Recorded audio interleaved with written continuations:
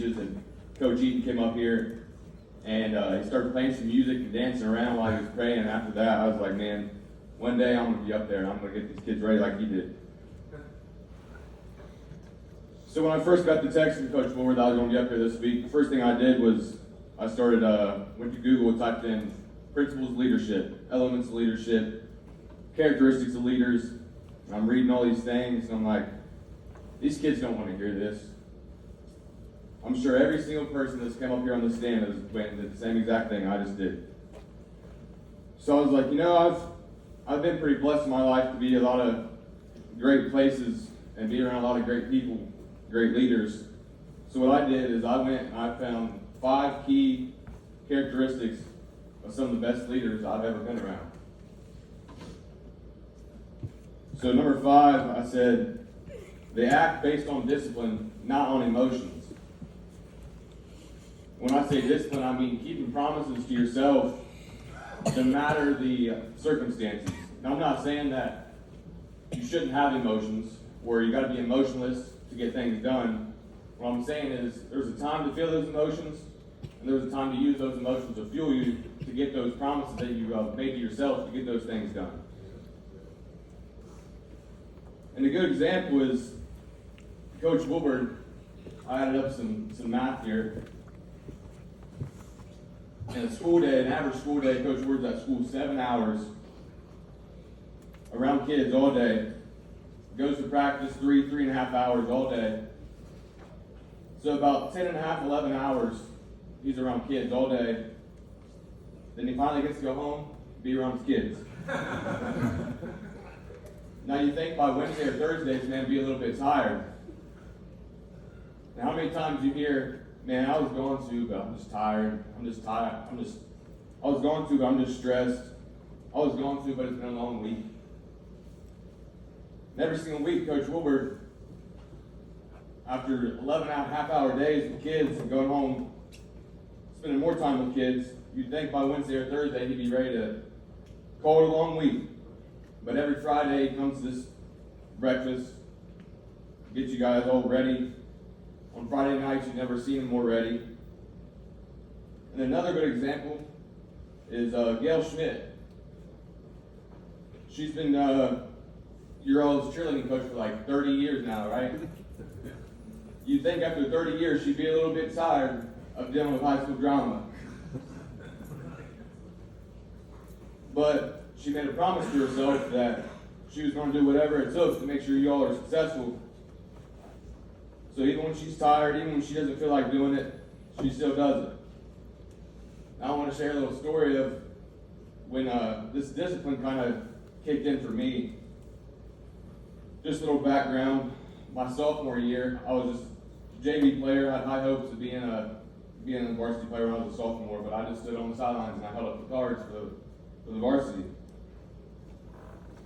So my parents got out of town for one of my sister's softball tournaments. And I get strep throat. So I go to the doctor, I test positive for strep throat. So I'm like, yeah, I'll just go to practice tonight, but I ain't gonna practice, I'll sit over and watch. So I go and I sit there and watch. And after practice, this is during camp, preseason, the boys are like, there's a CY dance tonight, let's go. I'm like, boys, I didn't practice, it's probably not a good idea. They're like, come on man, let's go have a good time, you'll be alright. I'm like, all right, so I go. So we have weights the next morning, 8 a.m. I wake up the next morning, I feel even worse than I did the day before. I'm like, boys, I ain't going to weights. So then, about 8:05, I hear someone beating down my door. I go over as the captain of the football team. I said, boys, I ain't going. I can't do it, I ain't going. So then, that night, we have camp again. About 5 o'clock, I roll in. I'm avoiding Coach Woodward, and I won't even look at him. I won't look at any of the coaches. I'm just going back to my locker. He don't say a word to me. So then we run out. We're about to stretch before practice. And Coach Woodward, Trent Salyers, get up here. So I run from the whole team. I'm like, yeah, coach. He's like, what'd you do last night? So I went to the CAY coach, or I went to the CAY dance coach. I said, I know you did. He said, you weren't awake this morning, were you? I said, no. He said, you see a problem with that? I said, yeah, I do. He said, good, so do we. Get back out there. So what he did was he called me up and embarrassed me in front of the whole team. And I was like, I'm never doing this again. I don't care if I'm deathly ill, I will never miss another day. So then later that night, my dad calls me.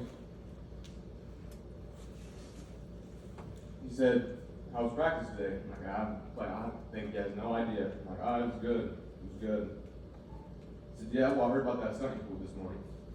I said, yeah. He said, it wasn't very smart for somebody who's competing to be a starting quarterback, is it? I said, no. He said, well, you must be okay with holding them cards again. So at that moment, that's when discipline kind of kicked in for me. I was like, man, I'm never going to miss another day because I'm tired. I'm never going to miss another day because I'd made a dumb decision the night before. So that's number 5. Number 4, good leaders are extremely present in the now moment. And what I mean by that is they're not worried about what happened in the past. They're not worried about what's going to happen in the future. They're not worried about the results. They're just worried about what they can do in that moment. And for the boys, that means one play at a time during the game. You're not thinking going into the game, man, I'm worried about if we're going to win this game. You know, you're thinking about this play, I'm going to do my job. And for girls, which might not be the best to relate to these cheerleaders, but for girls, I can imagine when you're going out there at a halftime dance or a pregame dance, you're thinking, man, this is going to be nerve-wracking, man. I messed up last time, man. I might mess up. No, you just think about, in that moment, what you can do to perform your best. And there's a Bible verse that goes along with this. It's Proverbs 27:12. He says, the prudent see danger, and by prudent it means fearing the future and being worryful of the future. The prudent see danger and take refuge, but the simple keep going and pay the penalty. And I think it's pretty cool that it says the simple keep going. Because when you're overthinking and when you're thinking about the future, thinking about the past, you're just not keeping it simple. And I know that everybody's already heard that, keep it simple. So don't see danger or don't see adversity and run from it because of things that might happen and things that might go wrong. Just keep it simple and put your nose down and keep going. The third characteristic is good leaders make the most of what they have. I know everybody before the seasons, man, I wish we had him. Man, he moved here. I wish he'd have moved to Berg. Man, I wish I was bigger. I wish I was strong. Man, if I was just a little bit faster. And for girls, I know I hear it all the time. It's like, man, if I just looked like her, if I just had her hair color, if I was just built like her. But good leaders focus on what they do have, not the what ifs. They accept reality and what they have to work with, and they make the most of it. Like Coach always says, they reach their full potential. Reaching your full potential requires you to have full focus on yourself and what you do have, not what you don't have. Number 2, good leaders love what they do. And Coach Woolward's a good example of this because Coach Woolward probably wasn't the greatest football player that there ever was. Coach Woolward probably doesn't study football more than anybody in the whole world. Even though it's probably pretty close. But the reason Coach Woolward wins championships, the reason he has a state championship, the reason he has however many SOC championships, however many undefeated seasons, is because he loves the game and he loves these kids. And Gail doesn't go and win that banana every year because she's an expert at dancing or she's the greatest cheer coach there ever was, even though she's close. But she wins it every year because she loves you girls and she loves seeing you all succeed. And a good story of this, for me, was about loving what I do, is I'm sure y'all have heard in the state game when I played my leg, I ended up playing on a broken leg. And every time someone brings it up, they're going to say, man, you must be the toughest kid I know. You must be the toughest man. I said, no. I'm not that tough, because you told me right now that I look bad, or you didn't like my outfit, I'd probably think about it for the next 2 weeks. But what I do know is that I love my coaches, and I love my teammates, and I love my community way too much to step off that field. Number one, good leaders have faith. And I don't mean that good leaders are the ones that believe in God the most. I'm not saying good leaders are the ones who pray the most. I'm saying faith as in, I believe I can. Faith as in, I believe that we can. I believe that my coaches have me ready. And the good thing about faith is it's contagious. And I know how it goes on every Friday, y'all go to lunch. Man, what do you think about this game tonight? And the good leaders are the ones that say, man, we're going to win this game. Not the ones that say, man, I don't know, man, they're good. I've been there. I know you're going to go home tonight after school. Parents want to say, what do you think? It's not going to be, man, I don't know. This team's good, we got them. And then they're going to go to the game, and their buddies, what do you think? What did your son say? What did your boy say? Man, he thinks you got him. But then by 7 o'clock tonight, kickoff starts. Everybody in the stands is going to believe that we got him tonight. And a good example of faith being contagious in my life, this week about Tuesday, I texted Coach Wilbur and I said, I don't think I got it in me this week.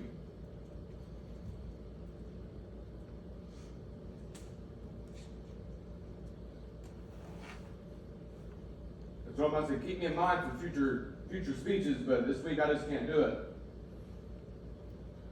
And he gave me some kind words, encouraging words. And at the end he said, I have faith in you.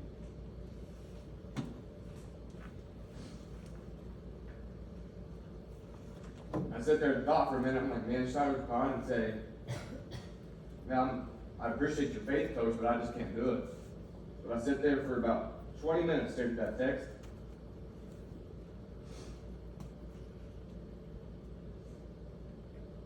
And I thought, man, if this leader, this greatest coach I ever had has faith in me, I should have some faith in myself. So I texted him back finally about 20, 30 minutes later. I said, you're right, Coach. I got this. So that was a good example of his faith carrying over into me. And here I am today speaking. And a good Bible verse for this, it just so happened that I was reading my Bible this week and I came across this.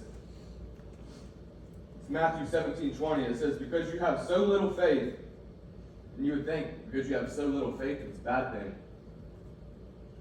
But he says, because you have so little faith, truly I tell you, if you have faith as small as a mustard seed, say to this mountain, move from here to there, and it will move. He doesn't say if you have the most faith in the world. He doesn't say if you believe with all your heart. He says if you have faith as small as a mustard seed, then you tell this mountain to move, and it's going to move. That's a good example. You might not be 100% sure that you're going to win this game tonight, but if you sit and you have a little bit of hope and a little bit of belief, the next guy's going to have a little bit of hope and a little bit of belief. And the next guy's going to have a little bit of faith. So what I'm saying is, have a little bit of faith in yourself, and you'd be very surprised at how far you'll go in life. So that's the 5 characteristics, but before I hand this microphone over, I think it'd be wrong of me not to make a comment or touch on what happened this week. I don't want to go into details, but what I want to do is tell you all that I'm here for you guys. And that I know in today's day and age, kids struggle a lot with talking about mental health. And I know a lot of your resources are your coaches, your principal, Miss Davis, and it can be hard to go and talk to them about your problems because they're a lot older than you. You think, man, they didn't experience these things when they were younger. They don't know what I'm going through. But I promise you one thing, I do. I was just in your shoes 4 years ago, going through the same things y'all are. So before I hand this microphone back over to Coach Woolard, I just want to make sure y'all know that there's no one else you can talk to. You can come talk to me. Thank you.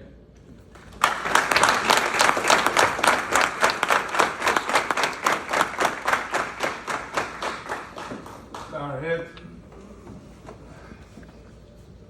Lord, thank you for this opportunity this morning that you blessed us with, to be able to gather with one another.